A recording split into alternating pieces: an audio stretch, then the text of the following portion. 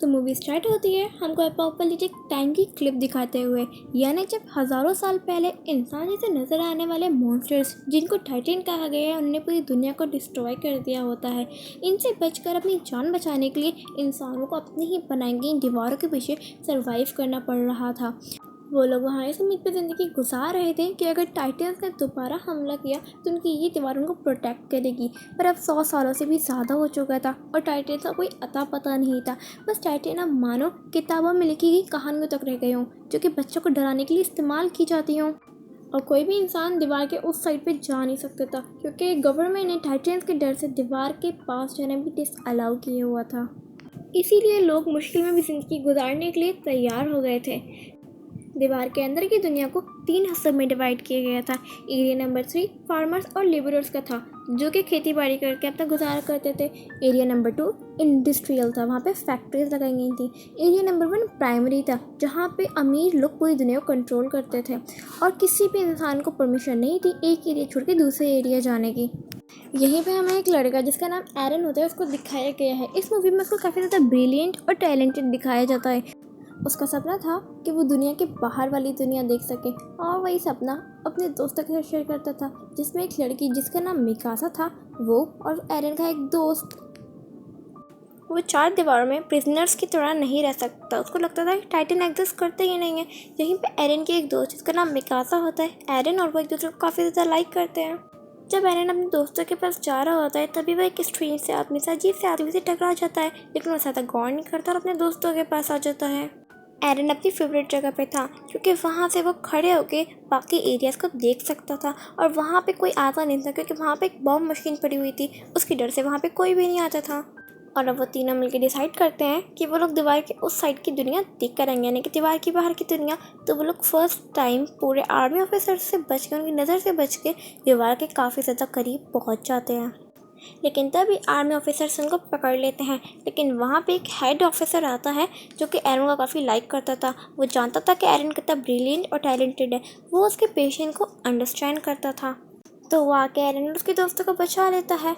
ज़मीन काँप उठती है और जब वो लोग दीवार के ऊपर वाले साइड पर देखते हैं तब वहाँ पे वो लोग शॉक रह जाते हैं। उन लोगों को यकीन नहीं आ रहा होता कितने खौफनाक डर से उनका सामना जो हुआ था। वहाँ पे एक आग का टाइटन होता है और वो नॉर्मल टाइटन्स के साइज़ में टाइटन्स से काफ़ी ज़्यादा बड़ा होता है। उनको कोलोसल टाइटन्स कहा जाता है। आर्मी ऑफिसर कहता है एक कि बॉम्बिंग शुरू करो, लेकिन उनमें से एक आर्मी ऑफिसर कहता है कि गवर्नमेंट ने हमको बॉम्बिंग करने से मना किया है। और वो कोलोसल टाइटन एक काफ़ी ज़्यादा बड़ा होल करके दीवार में वहाँ से हवा की तरह गायब हो जाता है। वहाँ पे तूफान आने से पहले जैसी शांति हो जाती है और वहाँ पे धीरे धीरे करके टाइटन्स एक के बाद एक दीवार के होल से अंदर आ रहे होते हैं। उनके मुंह पे एक इविल स्माइल होती है, जैसे वो इंसानों को अपना खाना समझ रहे हों। और वो टाइटन्स थे तो इंसानों जैसे, लेकिन इंसानों की तादाद में काफ़ी लंबे चौड़े। और वहाँ पे आर्मी ऑफिसर्स बॉम्बिंग शुरू करते हैं, लेकिन उनको ये नहीं पता होता कि टाइटन्स इमॉर्टल है, ये लोग कभी मर नहीं सकते। और इनके जो ज़ख्मी हिस्सा होता है, जो इंजर्ड हिस्से होते हैं, वो अपने आप ही ठीक हो जाते हैं। और ये इंसानों को ऐसे पकड़ के खा रहे होते हैं जैसे इंसान तो इनके आगे सिर्फ खिलौना है। और इंसान उनके लिए बारबेक्यू से कम नहीं होते हैं, क्योंकि वो लोग इंसानों को ऐसे ही नोच नोच के खा रहे होते हैं। लोग टाइटन्स का खाना बनने से ज़्यादा अच्छा सुसाइड प्रेफर कर रहे थे। एक आर्मी ऑफिसर अपने ही आप को शूट करके मार डालता है और अब पूरे शहर में अफरा तफरी मच जाती है। लोग भाग रहे होते हैं, कुछ लोग टाइटन्स का खाना बन के मर रहे होते हैं और कुछ लोग भीड़ भाड़ में दब के मर रहे होते हैं। और वहाँ की सबसे सेफ जगह जो होती है वो सिटी का बहुत बड़ा हॉल होता है। मिकासा और एरन भी अपने आप को सेव करने के लिए वहाँ भागते हैं, लेकिन एरन भीड़ में घुसते हुए अंदर चला जाता है। मिकासा को एक बच्चा दिखता है और मिकासा उस बच्चे को बचाने चली जाती है, लेकिन वो अंदर नहीं जा पाती और लोग गेट बंद कर देते हैं। और जब एरन उनसे गेट खोलने का बोलता है, उनमें से कोई नहीं खोलता और वो काफ़ी डर रहा होता है, क्योंकि मिकासा की तरफ एक काफ़ी बड़ा टाइटन आ रहा होता है और एरन की आंखों के सामने ही वो टाइटन मिकासा को निगल जाता है। और फिर जब एरन उस हॉल के बाहर आता है तब वहाँ मिकासा नहीं होता है, क्योंकि उसको तो वो टाइटन निकल चुका होता है। और जब वो हॉल की तरफ देखता है तब उसकी छत पे सारे टाइटन्स चिपके होते हैं और वो वहाँ हॉल की छत तोड़ के इंसानों को मार रहे होते हैं और बहुत तेज़ी से इंसानों का खून बहता है अंदर से। और एरन शहर के दूसरे साइड चला जाता है। 2 साल बाद वो सारे दूसरे एरिया में शिफ्ट हो जाते हैं, यानी जो सर्वाइवर्स बच गए थे टाइटन्स के हमले में, जो नहीं मारे गए थे, वो लोग शहर के दूसरे साइड पे आ जाते हैं, यानी कि एरिया नंबर 2 में। और वहाँ आबादी बढ़ने से खाने पीने की किल्लत पड़ जाती है और लोगों की मौतें होने लगती हैं। और वहाँ का जो प्रेसिडेंट था कोबाल, वो सारे लोगों को ट्रेनिंग देता है और कुछ लोग जो सेलेक्ट होते हैं उनमें से एक एरन भी होता है, क्योंकि वो मिकासा की मौत का बदला लेना चाहता था। और इसी के अंदर एरन का दोस्त भी होता है। अब उन सब की ट्रेनिंग पूरी हो चुकी होती है, तो वो अपने कमांडर कोबाल के साथ टीम अप करके उसी दीवार के होल के पास जाते हैं जहाँ पे टाइटन्स थे। और जब वो लोग वहाँ पे जाते हैं, जब उनको किसी के रोने की आवाज़ें आती हैं, तो उनमें से जब एक लड़की चेक करनी चाहती है तो वहाँ पे एक बच्चे की रोने की आवाज़ आती है। और जब वो देखते हैं तो वो नॉर्मल बच्चा नहीं, वो एक टाइटन का बच्चा होता है। और वो जब उन लोगों को पकड़ने की कोशिश करता है तो वो खुद ही नीचे गिर जाता है और रोने लगता है। उसके रोने की आवाज़ से बाकी टाइटन्स भी आने लगते हैं। अब उन लोग की मौत उन लोग के सामने थी। टाइटन्स उनके पीछे पड़ जाते हैं और उनका सेल्फिश कमांडर कोबाल वो सारे बॉम्बिंग मशीन लेके वहाँ से चला जाता है। अब वो जो टाइटन्स से पूरी तरह घिर चुकी होती हैं, लेकिन तभी वहाँ पे उनका टैलेंटेड टाइटन्स का शिकारी शिकीशिमा वहाँ पे आ जाता है और वो 10 से 15 टाइटन्स को मार डालता है। और उसके साथ एक और बहादुर सोल्जर थी, जो कि और कोई नहीं बल्कि मिकासा थी। और वहाँ पे वो लोग अपने फास्ट वेपन्स का यूज़ करते हुए काफ़ी ज़्यादा टाइटन्स को मार डालते हैं। वहाँ पे शिकीशिमा एरन को एक सीक्रेट बताता है कि अपने गुस्से को पूरा छोड़ दो और फिर टाइटन्स को मारो। वहीं पे उनके कमांडर कोबाल की वेपन की गाड़ियाँ, बॉम्ब की गाड़ियाँ चोरी हो जाती है। और उसको एक औरत ने चोरी किया था, क्योंकि उसके हस्बैंड को टाइटन से मार डाला था। तो वो ये गाड़ी ले जाके टाइटन के बीच में ब्लास्ट कर देती है। और हैरत की बात है कि इतने हैवी ब्लास्ट के बाद भी टाइटन को कुछ भी फ़र्क नहीं पड़ता है। और अब उनके बॉम्ब सारे बर्बाद हो चुके थे, उनके पास अब कोई रास्ता भी नहीं था इन टाइटन से लड़ने का। तभी वहाँ पे एरन को शिकीशिमा की बात याद आती है कि उसने कहा था अपने गुस्से को पूरा छोड़ कर टाइटन्स पे हमला करना है। तो एरन ऐसा ही करता है, वो अपने पूरे गुस्से को छोड़ के बहुत सारे टाइटन को मार डालता है। लेकिन उसी में उसका एक हाथ इंजर्ड हो जाता है। और फिर जब एक टाइटन उसके दोस्त को खाने वाला होता है तो एरन जाकर उसको सही टाइम पे बचा लेता है, लेकिन उस चीज़ में उसका एक पैर भी चला जाता है। अब वो काफ़ी डिसअपॉइंट हो गया था, क्योंकि वो किसी की भी हेल्प नहीं कर पा रहा था।